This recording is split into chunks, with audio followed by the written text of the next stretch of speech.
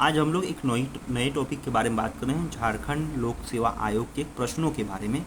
और ये जो है 2016 में जो झारखंड लोक सेवा आयोग का परीक्षा हुआ उसमें प्रथम पत्र जो था, पहला जो पेपर था उस पेपर के बारे में बात कर रहे हैं। उसमें कौन कौन कैसे कैसे क्वेश्चन आए थे और कितने क्वेश्चन किस तरह के देखने मिले थे। तो इतिहास से ये क्वेश्चन, पहला क्वेश्चन हमारा है, भारत में हड़प्पा का बृहत स्थल कहाँ है? तो धौलावीरा क्षेत्र में है। ऋग्वेदिक जनसभा जो न्यायिक कार्यों से संबंधित है वो किसके लिए, किन क्षेत्रों से संबंधित है? सभा से, समिति से और विधाता से, इन क्षेत्रों से संबंधित है। उसके बाद तीसरी क्वेश्चन है, यमक बुद्ध पितक से संबंधित कौन है? तो अभिधम संबंधित है। चौथा है, चीनी तीर्थयात्री जिसने 6ठी शताब्दी में भारत दर्शन किया, ये कौन थे? संयुंगन। संयुंगन जो है चीनी यात्री हैं जो 6ठी शताब्दी में भारत दर्शन करते हैं। पांचवा क्वेश्चन क्या है, चालुक्यन शासक पुलकेशिन की हर्ष पर विजय का वर्ष क्या था? तो 618 ईस्वी में जो है चालुक्य शासक पुलकेशिन द्वितीय को जो है हर्ष पर विजय पाते हैं। चुंबकीय दिशा सूचक का भारतीय महासागरों में प्रयोग की प्रारंभिक सूचना किसके द्वारा दी गई थी? तो सदरुद्दीन मोहम्मद औफी के द्वारा। प्रथम वास्तविक मेहराब किस सल्तनत कालीन स्मारक में दृश्यादित है? तो बलबन का मकबरा जो है इसमें जो है प्रथम वास्तविक मेहराब देखने को मिलता है। अति कट्टरपंथी सूफी संप्रदाय था कौन सा? तो सूफी संप्रदाय में जो है चिश्ती संप्रदाय जो है ये कट्टरपंथी था। शुद्ध चांदी का रुपया का आविष्कार किसने किया है? तो शुद्ध चांदी के रुपये का आविष्कार जो है शेरशाह के टाइम पीरियड में किया गया था। मुगल टाइम पीरियड में शेरशाह आए थे, इनके टाइम पीरियड में किया गया है। उसके बाद यहाँ पे कुछ वर्ड हैं जिन्हें मिलान करना है, तो ये आप देख लीजिएगा, यहाँ पे मिलान कर दिया गया है। हकाई ए हिंद ये जो है अब्दुल वाहिद बिलग्रामी से संबंधित है।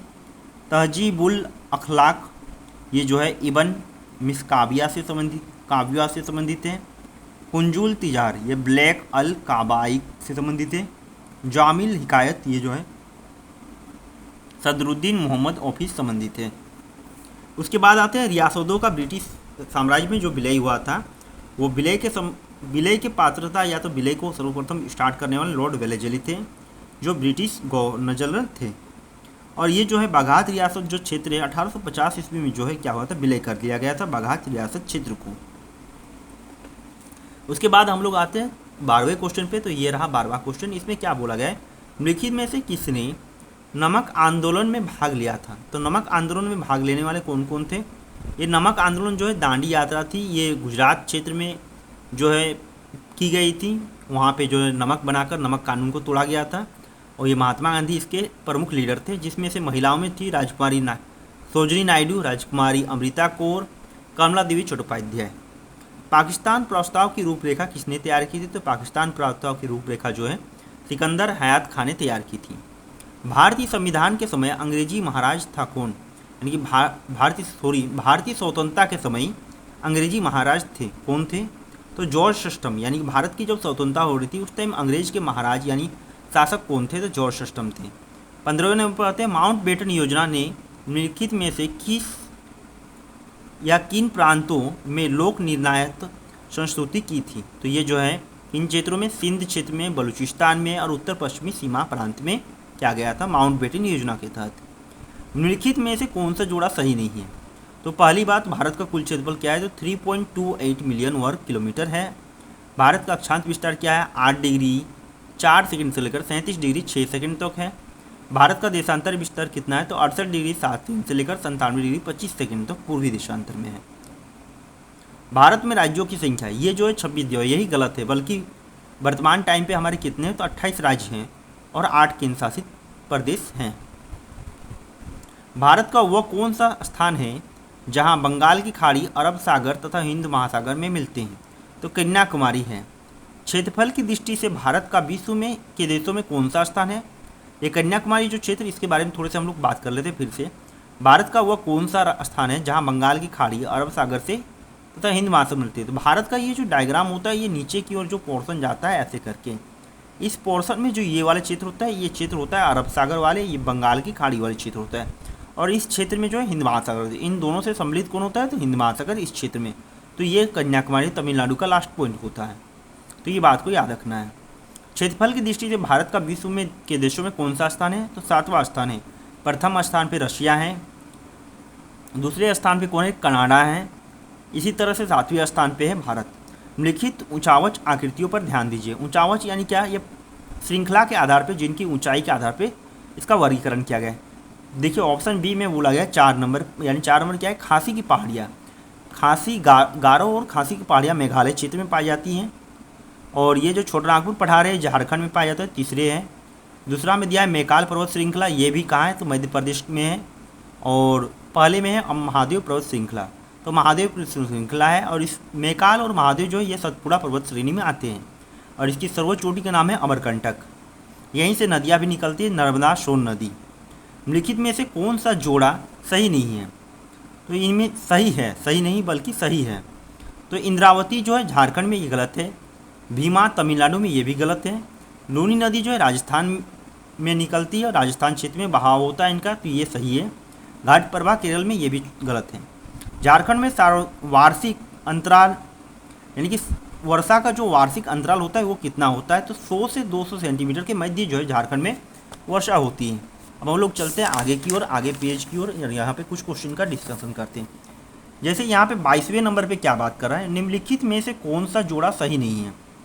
कोल्हान। कोल्हान प्रमंडल जो है ये किसके लिए फेमस है? खनिज संसाधन के लिए प्रमंडल जो है फेमस है। मालाबार तट ये जल संसाधन के लिए फेमस है। मध्य गंगा मैदान जो है मृदाओं के लिए, यानी कि इनकी जो मृदा है जलोढ़ मृदा पाई जाती है, सबसे उपज वाली। जलोढ़ में भी 2 होते हैं, एक बांगर और खादर, तो इनको पढ़ लेना है थोड़े बहुत आपको। उसके बाद बी नंबर में ये कच्छ जो है, कच्छ का रन जो है वन संसाधन के लिए नहीं बल्कि कच्छ जो है गुजरात में है।